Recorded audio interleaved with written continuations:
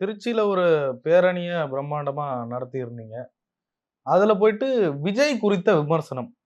பொதுவாவே உங்க கட்சித் தலைவர் திருமாவளவன் அவர்கள் அரசியல் ரீதியாக சில கருத்துக்களை ரொம்ப அதிகமா பேச மாட்டார். ஆழமான கருத்துக்கள், கொள்கை சார்ந்த கருத்துக்கள், அ தரவுகளோட தான் பேசுவார். விஜயை பிஜேபியினுடைய பி டீம் அப்படின்ற மாரி விமர்சிக்கிறார். பிஜேபியோட கையாள் அப்படின்ற மாரி விமர்சிக்கிறார். இது சரியா? நீங்க முதல்ல காது குடுத்து ஒழுங்கா கேட்கல. கண்ணு குடுத்து பார்க்கல. அப்பல்லாம் எங்க தலைவர் யாரையும் வந்து இது சார் ஆர்எஸ்எஸ் பி விமர்சிச்சார் டீம் சார். சொல்றத கேளுங்க. தலைவர் சொன்னத நான் அப்படியே சொல்றேன். மேடையில இருந்தால் நானு பின்னாடி. நீங்க எனக்கு முன்னாடி வகுப்பு எடுக்கக்கூடாது, கிளாஸ் எடுக்கக்கூடாது. தலைவர் சொன்னது என்ன? தெளிவா சொல்லட்டுமா? புரட்சியாளர் அம்பேத்கர் கொள்கை கோட்பாடுகளை உள்வாங்குகின்ற எவனும் நடிகர் பின்னால் செல்ல மாட்டார். இல்ல அதுக்கு முன்னாடி சொன்னாரு ஒண்ணு. நடிகர் பின்னால் செல்ல மாட்டார். அது என்ன அர்த்தம்? அதே அரசியல்படுத்துதல். அரசியல்படுத்தி நடந்தேற வேண்டும். அது அடுத்தடுத்த தலைமுறைக்கு தொடர்ந்திட வேண்டும்னா என்ன?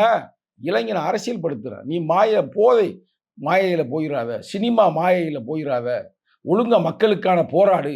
அம்பேத்கர்ன்றது யாருங்க? இந்த நாட்டின் அதாவது இந்த நாட்டுக்கே வந்து சுதந்திரம் வாங்கி கொடுத்தது யாராரு சொல்ல? உண்மையான சுதந்திரம் தலித்து மக்களுக்கும், பெண்களுக்கும், ஒடுக்கப்பட்ட மக்களுக்கும், சிறுபான்மை மக்களுக்கும் வாங்கி கொடுத்தவர் தான் புரட்சி அம்பேத்கர்.